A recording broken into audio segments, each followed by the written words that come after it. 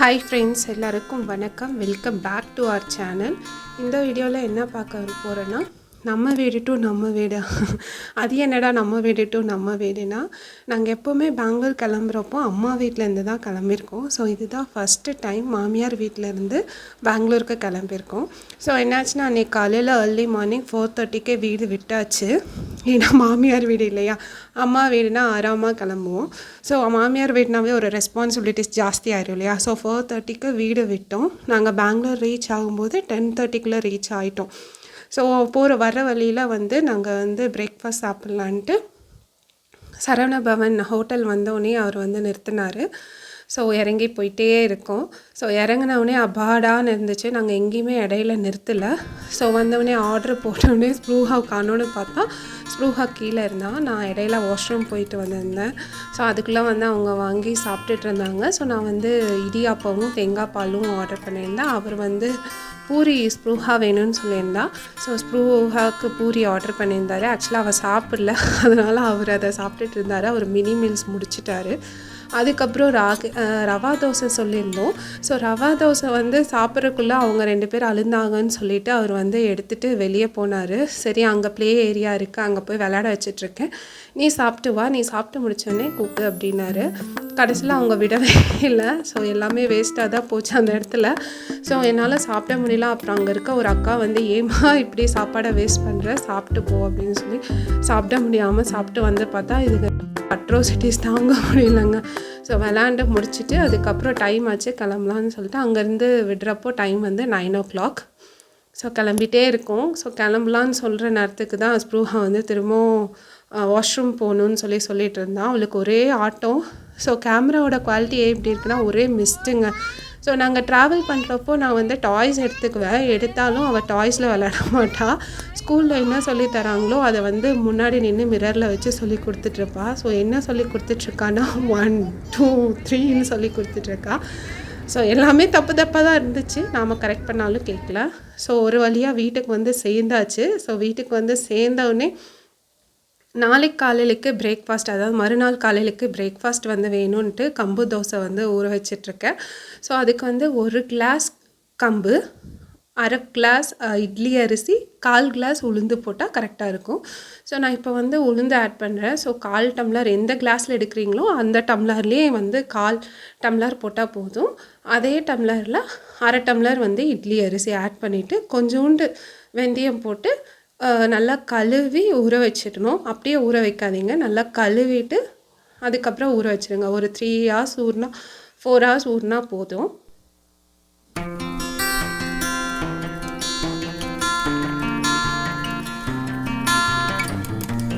ஊற வச்சாச்சு. இடையில சஷ்டிகா என் ட்ரெஸ்ஸை பிடிச்சி இழுத்துட்டு இருந்தான், அதனால தான்.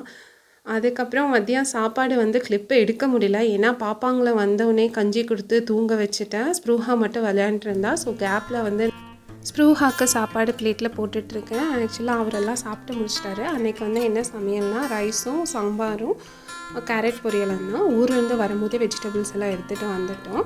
ஸோ ஸ்ப்ரூஹாக்கு சாம்பார் பிடிக்காது. ஸோ அதுலேருந்து தால் தனியாக நெய்யை போட்டு இது பண்ணி வச்சுருக்கேன். ஸோ அவளுக்கு தால் ரைஸ்னால் ரொம்ப பிடிக்கும். ஸோ அதுதான் அவளை சாப்பிட வச்சுட்டு அதுக்கப்புறம் வேலையை கண்டினியூ பண்ணலான்ட்டு.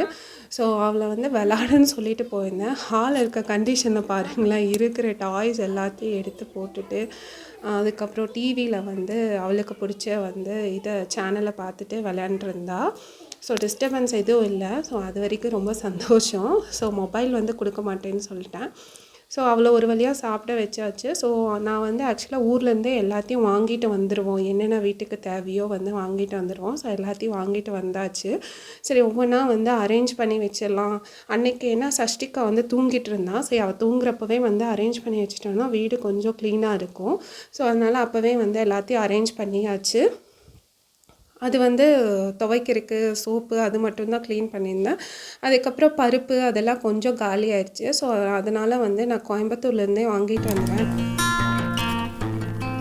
அந்த மூட்டையை தான் தூக்க முடியாமல் தூக்கிட்டு வந்துட்டுருக்கேன். ஸோ என்ன போய் எட்டி பார்த்தேன்னா ஸ்ப்ரூஹா சவுண்டு கேட்டுச்சு. ஸோ அதுதான் போய் எட்டி பார்த்தேன் என்ன பண்ணுறான்னு. சரி, ஒவ்வொன்றா எடுத்து அப்போவே பூச்சி இருக்கா இல்லையான்னு சொல்லி பார்த்துட்டு நாம் கண்டெய்னரில் போட்டு வச்சிடலான்னு சொல்லிட்டு வந்து ஒவ்வொன்றா எடுத்து பார்த்துட்ருக்கேன். ஸோ நான் ஆக்சுவலாக எங்கள் கிச்சன் வந்து ரொம்ப காம்பேக்டாக தான் இருக்கும். ரொம்ப பெருசும் இல்லை சிறுசும் இல்லை. ஸோ ரொம்ப காம்பேக்டாக தான் இருக்கும். ஸோ ஒவ்வொன்றத்தையாக க்ளீன் பண்ணிடலான்னு சொல்லி உட்காந்து எல்லாத்தையும் வந்து அதோட பாக்ஸில் வந்து போட்டு க்ளோஸ் பண்ணிகிட்ருக்கேன்.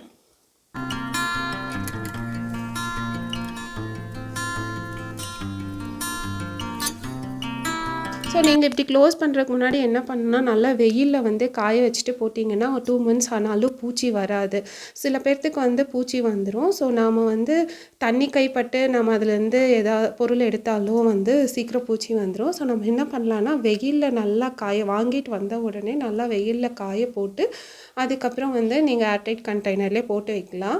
ஸோ நம்ம பெங்களூர் வெதர் தான் எல்லாத்துக்கும் தெரியும். ஸோ அப்படி அந்த மாதிரி வெதருக்கு வந்து நீங்கள் வந்து கடாயில் போட்டு லைட்டாக வறுத்து போட்டு வச்சிட்டாலும் வந்து பூச்சி வராது. இதுக்கு வந்து பிகினர்ஸ்க்கு இந்த டிப் வந்து யூஸ்ஃபுல்லாக இருக்கும்னு நினைக்கிறேன். ஸோ ஆக்சுவலாக அது வந்து கொள்ளு, அதில் வந்து பூச்சி இருந்த மாதிரி இருந்துச்சு.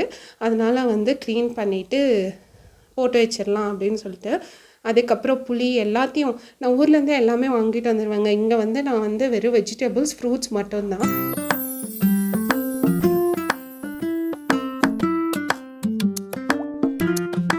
அதுக்கப்புறம் நைட்டு வந்து நான் சரி ரொம்ப டயர்டாக இருந்துச்சு, எல்லாத்தையும் க்ளீன் பண்ணிவிட்டு அதனால் வந்து சரி டின்னருக்கு உப்புமா பண்ணிக்கலாம் அப்படின்னு சொல்லிட்டு ஸோ நான் மாவு ஊற வச்சுருந்தேன் இல்லையா, சரி உப்புமா செய்கிற கேப்லேயே வந்து அரைச்சிடலாம் அப்படின்ட்டு சஷ்டியை பக்கத்துலேயே உட்கார வச்சுட்டு தான் எல்லா வேலையும் பார்க்க வேண்டியது இருந்துச்சு. ஏன்னா மறுநாள் வந்து மண்டே அவருக்கு ஆஃபீஸ் இருந்துச்சு.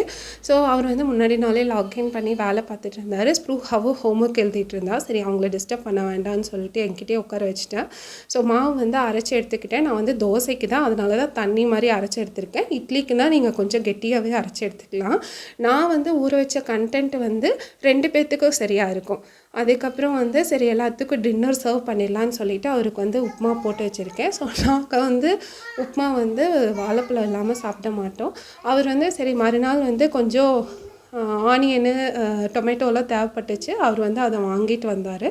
ஸோ ஹோம்ஒர்க் முடிச்சுட்டு வந்து என் பிள்ளை வந்து மம்மி நான் ஹெல்ப் பண்ணுறேன்னு சொல்லிட்டு இருந்தா. சரி பாருங்கள் அவள் நீட்டாக எல்லாத்தையும் எடுத்து ஏன்னா அவளுக்கு ப்ளேஸஸ் தெரியும். ஸோ இந்த மாதிரி வந்து நம்ம இப்போ இருந்து சொல்லி கொடுத்தோன்னா கொஞ்சம் நம்மளுக்கும் வந்து ஹெல்ப் பண்ணுவாங்க. பெருசானா அவங்க மிஸ்ஸு வந்து சொல்லியிருக்காங்களாம்.